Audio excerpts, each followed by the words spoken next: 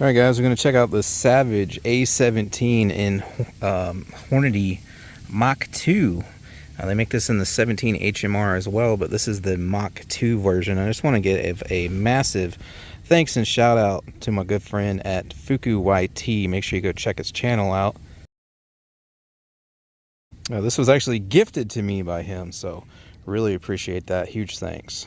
But I've always wanted to shoot one of these, never have. I've been in love with the 17 HMR. I got one pretty much as soon as it came out, so I've had mine. It was a Savage 93 R17 bolt action for probably about 2 decades now.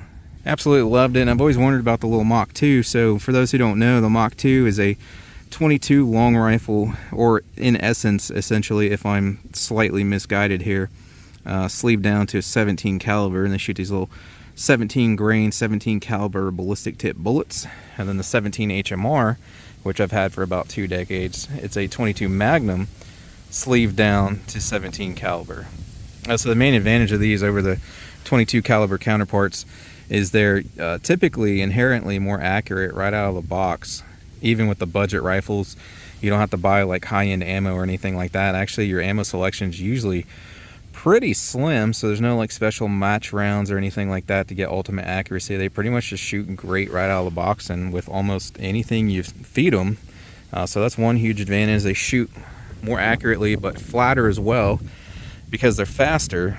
The only disadvantage I've noticed, it doesn't really seem to make sense because the math doesn't really add up. If you run the ballistics on it, the wind drift shouldn't really be any worse, but I have noticed on longer shots, I think it's because they slow down so much. If it's windy out, it seems like it pushes the little 17 grain bullet more than a 22. Like I said, it doesn't really seem to make sense because if you run the calculations and all that, the wind drift should be about the same, if not better, with the 17. But not only myself, but I've had others comment the same, that the wind seems to blow it around a little more. So that's a potential negative there as well. But I mean, any little rimfire, you know, is greatly affected by crosswind anyways. So, but yeah, the A17 here, semi-automatic. I believe it's a 10-round rotary magazine. Always wanted to shoot one, so get started here. I just got a little old, like 20-year-old scope on here.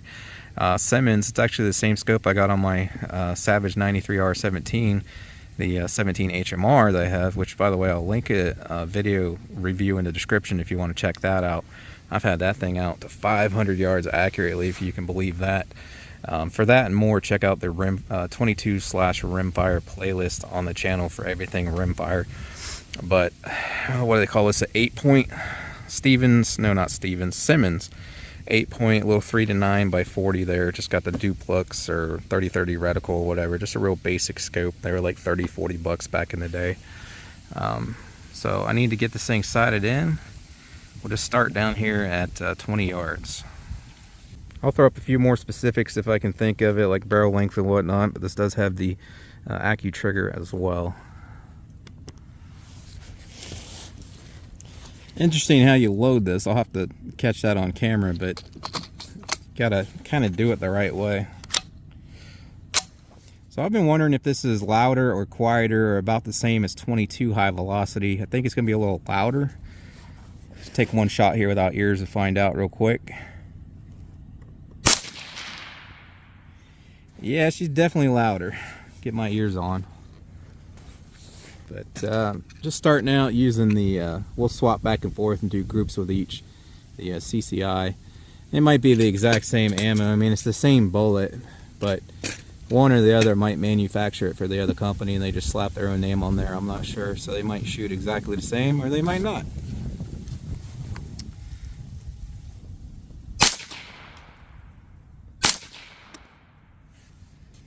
Alright, so we're starting out. I just threw the scope on. Aiming dead center, and they're a little high and a few inches off to the right there between the big oval and that red dot on the right. So not too worried about the height yet because we're way too close, but definitely need to go left. Alright, probably still not there yet. Made some adjustments here, but it should be a lot closer if I can get this camera to hold still for you guys and the wind here. Going back to center mass.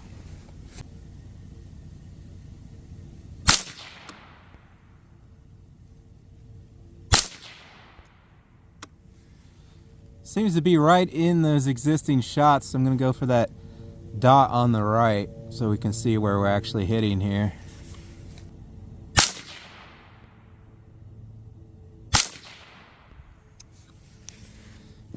Alright, still a little high right. About what I expected compared to what I gave it. Give it some more clicks to the left here, but I'm going to go ahead and move the target further out. Alright, so we're at 50 yards now. I don't know how well you can see or maybe hear, but it is windy out here today. Not terrible, but... So we are at 50 yards now, if I can get this position correctly for you guys. I'm just going to aim at the bottom of that center red oval. And I did give it some clicks to the left, but I haven't messed with the elevation. I think we just got 2 shots left in the mag here. Aiming bottom oval, but it hits top oval.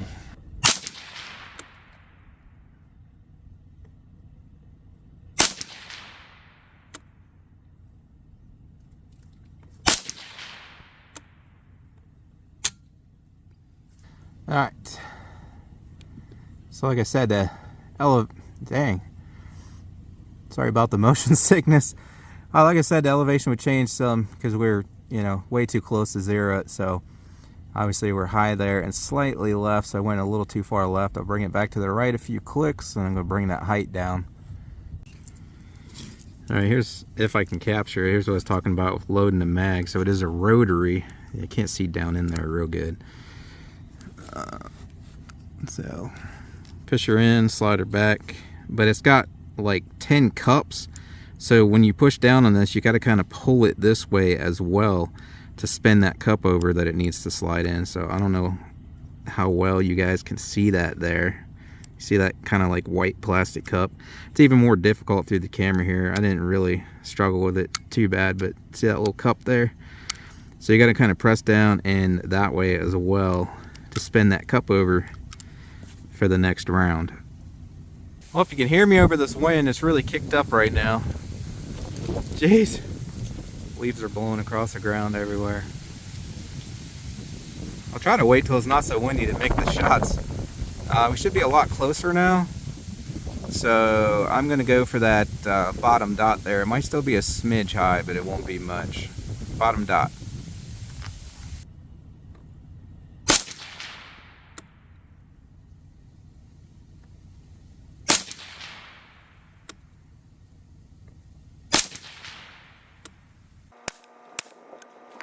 Of course the freaking camera's moving because this thing's got play in it and the wind's moving it. Still high. I gave it, it's these old cheap scopes, I gave it the appropriate amount of clicks down. It should have been anyways, and we're still high there. It doesn't look like it, well maybe it did. I think I messed up. I was aiming at the bottom of that oval, and then when I made my clicks down I was thinking I was aiming at the center, so that's why I still need to go lower there. Make those adjustments real quick and we'll try again. She is blowing right now. Oh, there goes the camera. I was gonna say, hopefully it'll, I gotta tip this thing at an angle so it won't move in the freaking wind. I need a new holder here. This one's all wore out and it's got play in it so it moves. Anyways, back to that bottom target there. Should be a lot closer now. I brought it down a bit.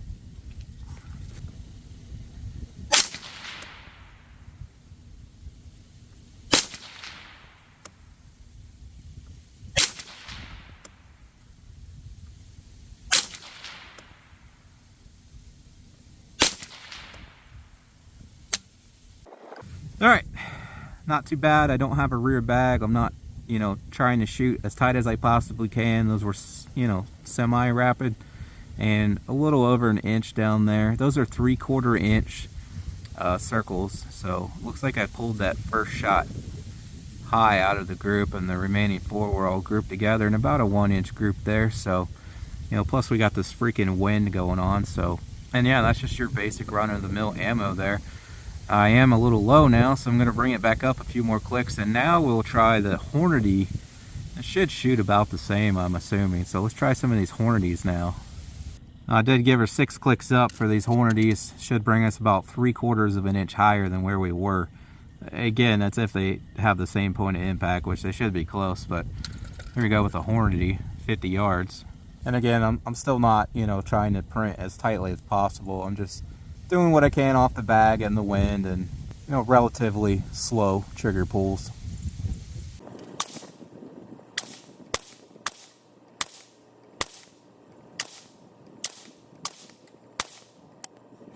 Okay, that's for the most part about a 1-inch group down there.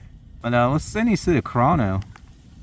I'll do 5 of each to the chrono and see if there's a velocity difference on them. So we'll do 5 of the CCI first, and then 5 of the Hornady that we just shot. See if there's any difference in velocity or if they're about the same. So it could just be that old scope. It seems to be working pretty good and moving like it should. But those are definitely, like I said, I only gave it 6 clicks up, so it should have only moved up 3/4 of an inch at 50. But it went way higher than that, so maybe these are faster than the CCI.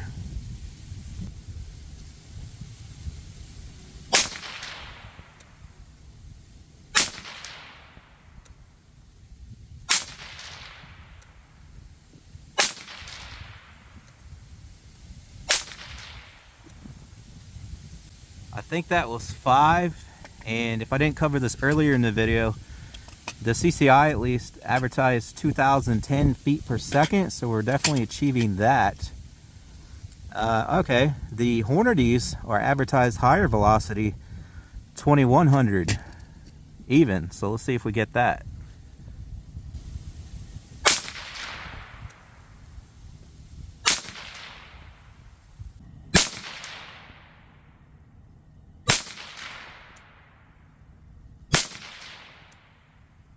Okay, so those did average a little higher, especially with that last shot. Holy crap, 2220. I'm surprised these things are as accurate as they are, both brands, considering the extreme spread on the velocity there. So no doubt at 100 yards that would definitely make more of a difference than it does at 50 there, but she prints about 1 inch, no problem there at 50. Maybe better if I, you know, like I said, tried a rear bag and really took my time. All right, let's try some of these steel targets down here. It might be a little hard for you guys to hear. Usually 22 long rifle is hard to hear, hit some of those out there. So with this lighter bullet, probably even less of a pinging, tinging sound. But we got the 1/3 or half scale there at 25. We got this 8-inch swinger at 50. And we got some stuff back there at 75 as well.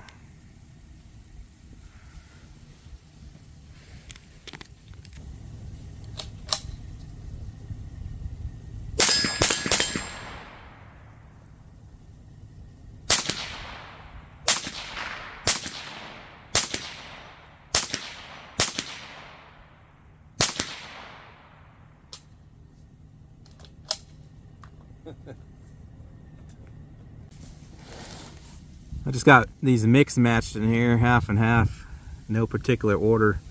Let's try these little spinners here, 25.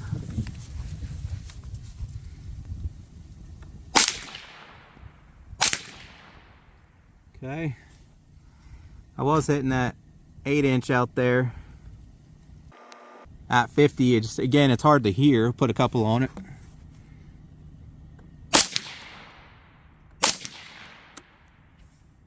Go to the silhouette behind it at 75. Let's go for headshots.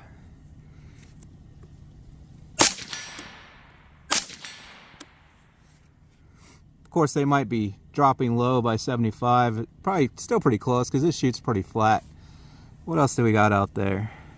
I thought he had spinners at 75. I don't know. I guess I'm pointing at some right there, huh? I don't think this 17 will move them much, but we'll hit those real quick.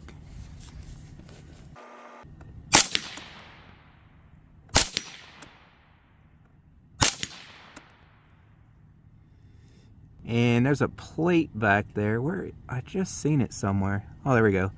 That big thing hanging there kind of sideways. That's at 75.